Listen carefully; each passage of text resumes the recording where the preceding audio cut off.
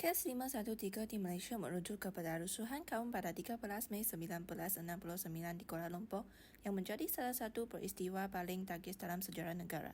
Insiden ini berpunca daripada ketidaksamaan ekonomi dan sosial antara kaum Melayu, Cina dan India dengan orang Cina dan India mendominasi sektor perdagangan, manakala orang Melayu kebanyakannya dalam sektor pertanian. Kedinginan politik semakin memuncak dengan peningkatan sokongan kepada parti pembangkang seperti DAP dan Gerakan dalam pilihan raya umum 1969 yang menyebabkan Parti Perikatan kehilangan banyak kerusi.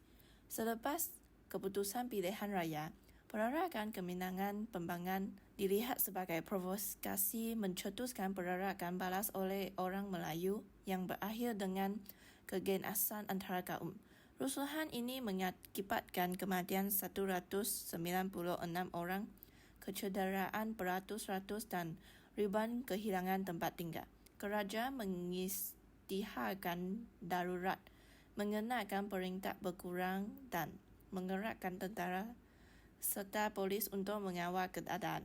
Tun Abdul Razak mengambil alih kuasa dan menubuhkan Majlis Gerakan Negara untuk memulihkan ketenteraman.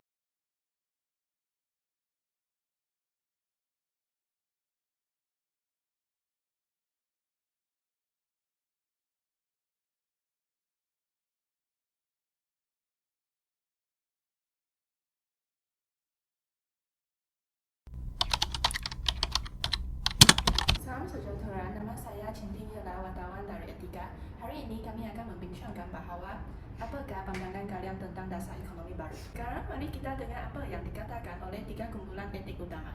DB memperkenalkan insentif khas untuk bumi putera dalam perdagangan yang menyebabkan kaum Cina menghadapi lebih banyak halangan dalam mendapatkan kontrak kerajaan, lesen perdagangan dan pembiayaan.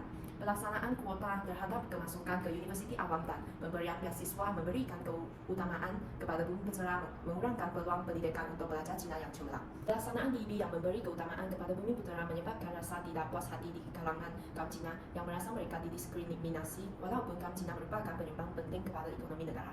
Keburukan kepada kaum India yang pertama ialah keterbatasan ekonomi. Kaum India terjejas keutamaan yang diberikan kepada bumi putera dalam bidang ekonomi dan perniagaan. Ini menyebabkan peluang kami untuk memajukan diri dalam sektor-sektor tertentu menjadi semakin kurang. Saya Muhammad Ali. Jadi, keburukan-keburukan DEB terhadap kaum saya ialah penurunan daya saing. Pelaksanaan kuota dalam bidang pekerjaan dan pendidikan telah menyebabkan penurunan standard daya saing. Hal ini menyebabkan prestasi-prestasi kaum kami menjadi semakin lemah di dalam pekerjaan ataupun pendidikan.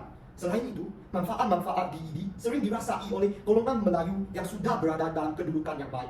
Manakala, golongan Melayu yang miskin dan berada di kawasan luar bandar masih terpinggir, yang telah menyebabkan jurang ketidaksamarataan di kalangan Melayu.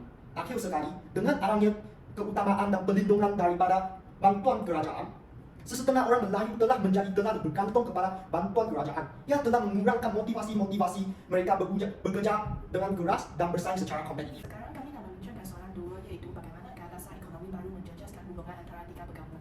DEB bertujuan untuk meningkatkan penyertaan bumi putera dalam sektor ekonomi yang sebelumnya didominasi oleh kaum Cina melalui program seperti kuota pendidikan, beasiswa, dan peluang pekerjaan dalam sektor awam. Ia membantu mengurangkan jurang ekonomi antara kaum. Ini secara teori boleh mengurangkan ketegangan antara kaum kerana pengalihan kekayaan yang lebih adil. Walau bagaimanapun, DB juga membawa kepada perasaan tidak puas hati dalam kalangan kaum Cina dan India yang merasakan mereka telah diketepikan atau kurang mendapat peluang berbanding kaum bumi putera. Polisi yang mengutamakan bumi putera dalam berbagai bidang, termasuk pendidikan dan perdagangan, kadang-kadang dianggap sebagai diskriminasi terbalik oleh sesetengah pihak. Walaupun DEB telah meningkatkan mobiliti bumi putera dan menghasilkan golongan kelas menengah bumi putera yang lebih besar, tapi inisiatif dalam sektor sosial dan ekonomi masih terbatas. Contohnya, apabila kami di sekolah-sekolah, tempat tinggal, tempat kerja, kami sering dipisahkan mengikuti pergaulan. Akhirnya, soalan tiga ialah apakah cara yang dapat merapati hubungan antara tiga pegangan.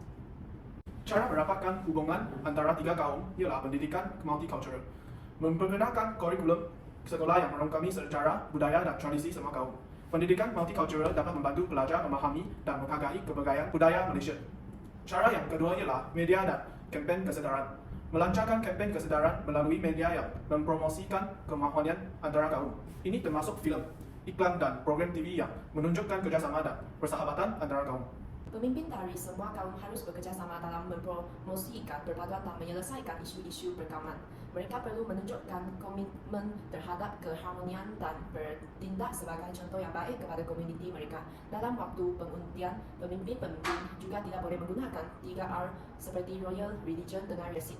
Hal ini kerana ia akan menyebabkan isu rasial bisa memperdalam polarisasi antara kelompok-kelompok ini dan memicu konflik sosial. Cara-cara merapatkan ataupun memperbaiki hubungan tiga perkauman ialah pihak kerajaan boleh mengadakan forum dan bengkel perbaruan yang melibat semua peserta dari tiga perkauman. Bengkel dan forum ini adalah untuk membawakan isu-isu dan cabaran-cabaran yang menghalangkan kami menjadi satu negara yang berbaruan dan membincangkan cara-cara untuk memperbaiki hubungan tiga perkauman. Dengan usaha dan komitmen daripada semua pihak, hubungan antara orang Cina, orang Melayu, orang India mesti dapat diperbaiki dan boleh membina satu negara yang lebih harmoni. Selepas mendapat pandangan daripada tiga pergaulan, kami dapat satu konklu walaupun TB bertujuan untuk mengurangkan ketidakseimbangan ekonomi antara kaum untuk membantu golongan bumi putera, ia juga membawa beberapa keburukan kepada semua kaum di Malaysia. Orang Cina dan India merasa mereka didiskriminasi dalam peluang ekonomi dan pendidikan, sementara orang Melayu menghadapi ketergantungan dan penurun daya saing. Oleh itu, untuk mencapai keseimbangan yang lebih baik, perlu ada penyesuaian dasar yang memastikan peluang yang adil dan seksama bagi semua rakyat Malaysia tanpa mengira kaum. Kerjasama antara setiap kaum dan pemimpin di negara juga memainkan satu peranan yang agak penting untuk memperbaiki hubungan antara tiga pergaulan di Malaysia.